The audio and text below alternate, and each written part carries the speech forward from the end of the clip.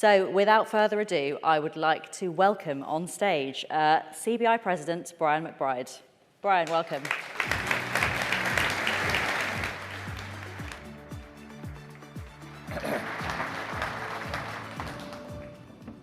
Thank you, Simon, and good morning, everyone.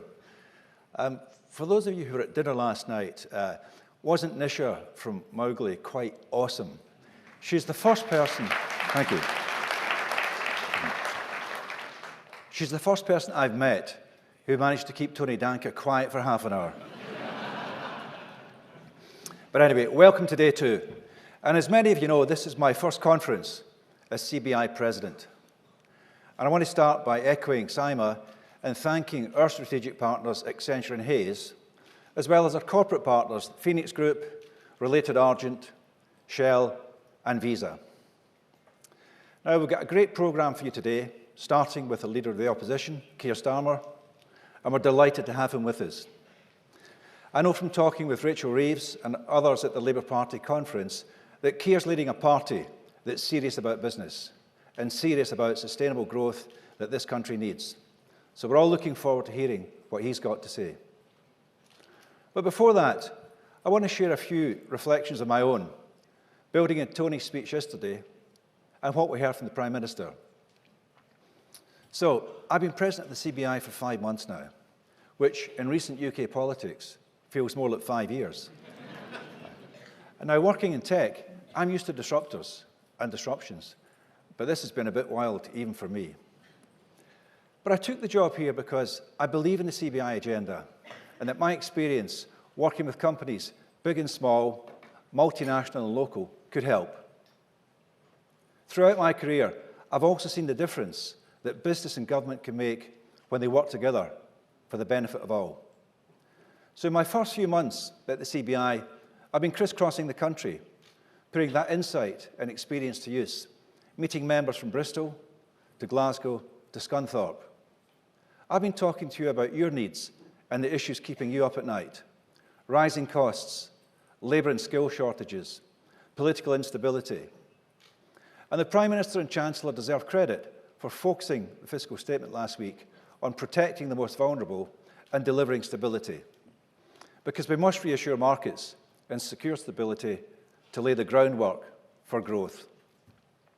Whatever's been said in recent weeks, growth is still the best answer to the problems of businesses and households.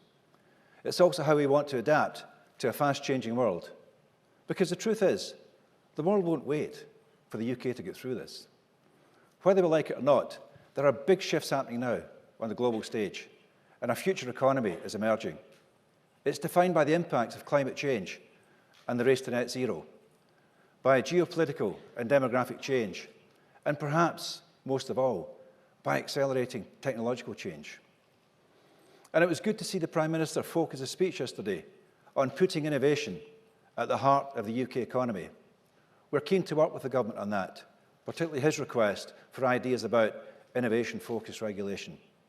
That agility is so important, because I can tell you what I've seen in my career in tech again and again, is that when you're faced with change of that pace and scale, it's not enough to hunker down and wait.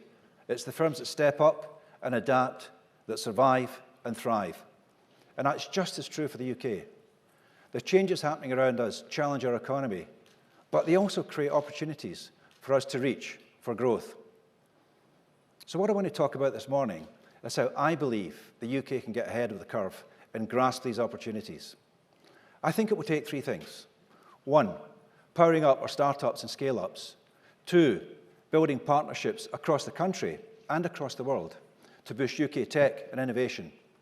And 3, increasing participation to get more people and more firms involved in the future economy. So first, powering up our startups and scale-ups for growth. Right now, we're a magnet for tech investment. Globally, we're second only to the US, and our tech startups drew a record $11.3 billion in Q1 of this year alone. That's helped make the UK one of only 3 countries, alongside the US and China, with over 100 billion-pound unicorn companies. Startups and scale-ups are the keystone of the UK tech sector, which is now valued at over £1 trillion. So supercharging their success is one of the clearest ways of powering ahead. And the good news is that there are already investors champing at the bit to do just that. The bar is being raised, however. In the US, they are already creating a new generation, decacorns, businesses that scale to 10 billion in value. But at the CBI, we believe the UK can step up and match that. So we're launching a campaign to shine a light on the importance of scale-ups to the UK economy, to knock down the blockers holding them back, and to find smart solutions to boost their success. And we can use that success to spark more innovation and more growth. And we'll do that through my second point, building partnerships to make our tech sector and our economy greater than the sum of the parts. We already have powerful examples of the kind of partnership we need in our economic clusters across the regions and the nations of the UK, because tech is a national success story built on regional collaboration. Take the Humber industrial cluster. It's one of the biggest decarbonisation opportunities anywhere in the world, where partnership between businesses has already led to about 15 billion of new investment being pledged for vital green projects. I visited there last week and was truly impressed by the energy, the enthusiasm and the drive of local businesses, local authorities and local universities working together. Or take the advanced engineering cluster at Motorsport Valley, arcing from Oxfordshire right over to here in Birmingham, adding over 9 billion to the UK economy every year, and leading in fields from Formula One to lightweight materials and medical devices. It's built on powerful partnerships between businesses and universities. And right across the country, in clusters and beyond, there are huge prizes to be had from fostering more collaboration between businesses, universities and innovation centres, using the great strength of UK R&D, which the government boasted with its welcome announcement yesterday of 484 million of targeted investment in R&D. And I can say today that to leverage the strength of UK research and build more of the partnerships that we need, the CBI is working with businesses, including BT, Intel, Airbus and Raytheon, to launch a second demonstrator cluster called CyberTech West, based around Cheltenham and GCHQ. And it will draw on the region's technical and creative strength and drive collaboration between business, government and universities to forge a world-beating cybersecurity cluster. So in groupings like this and across the UK, we need to create a culture where firms learn from each other's innovations and where there are partnerships between big firms and small, locally, nationally, and also globally. Because in an ever more connected and complex world, to stay ahead of the curve, we must work and partner with the best international innovators. But our clearest and our easiest opportunities are still just across the channel in the EU. There are more big opportunities from our trade deal and from existing frameworks like Horizon Europe. But as Tony mentioned yesterday, we still can't grasp them because of the impasse on the Northern Ireland Protocol. So it's time to put economic stability before politics. It's time for flexibility from both sides so that we can restore confidence to the markets and unblock those untapped prizes in tech, research and innovation. And then to make the most of these opportunities, we need to get more people and firms across the UK involved in the future economy. And that's the third and final way we can adapt to thrive. On this, there's no doubt what the biggest blocker is to business. It is the labour and skill shortages. Whenever I've met members around the country, their greatest worry is that they can't get the people and the skills that they need. Just in the 3 months of September, employment dropped by 52,000 from the last quarter. This problem is increasing. And the shortages, by the way, aren't just digital and AI. It's in all areas, from butchers to baggage handlers, from hospitality to healthcare.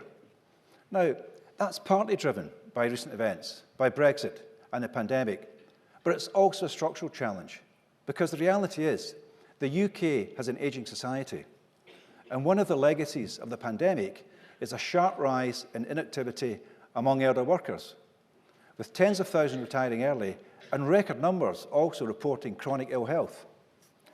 We also have one of the biggest skills mismatches in the G7.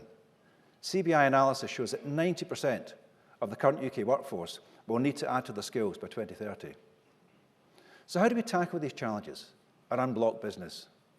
Well, in the short term, the government can help firms by urgently delivering a new shortage occupations list. It can empower the Migration Advisory Committee to diagnose shortages in lower skilled roles. Then in the medium term, the government can help by transforming the apprenticeship levy into a skills challenge fund, which allows employers to spend their budgets on the skills that they need. That includes digital, where closing the skills gap could drive 150 billion economic boost by 2030. Another medium-term priority is tackling economic inactivity. Government can help here by incentivising employer-led interventions for common health issues like back, joint, muscle injuries and mental health challenges. To support this, last week the CBI launched our new Work Health Index, delivered in partnership with the NHS, Government and Business for Health, and you'll be hearing much more about that today in our panel discussion. But as we discussed yesterday, looking to the long term, the UK has to adapt to the reality that we will not be able to rely on employment growth for economic growth. Firms will need to find other ways to drive productivity, and that's where tech adoption comes in. The evidence is clear that business tech adoption is a big economic booster. For example, tech used by SMEs adds £216 billion to the economy every year. But despite an uptick in the pandemic, just 1 in 5 UK firms now have high digital tech adoption, compared to nearly 2 in 5 in the Netherlands and half of all companies in Denmark. So closing that gap and getting more businesses tech-enabled promises big prizes. We estimate that getting more firms to adopt tried and tested tech, from cloud to CRM, could add 45 billion to the economy by 2030, while artificial intelligence diffusion could add about 38 billion. Now, one of those keys to reaching those prizes is helping businesses understand tech and the big trends coming down the track, from AI to quantum. So the CBI is launching a new B2B project called Demystifying Tech to help you understand how tech is transforming the UK economy. Whether you want to share your expertise or learn how tech trends could help your firm get ahead, I urge you to get involved. And I don't just want to talk about getting businesses participating in the future economy, though, but everyone in every part of the UK. And that's about connectivity, which is one of the basics that we need to get ahead.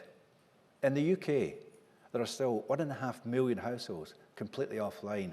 Can you believe that? 1.5 million households offline.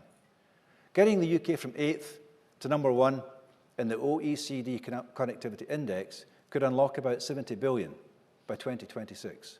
So we're pushing the government on the steps that they can take to improve connectivity, including the vital supply-side reforms to spark private investment across the UK, from access rights to procurement. So in summary, 3 areas where business and government must work together to put the UK ahead in a changing world. 1, boosting our startups and scale-ups.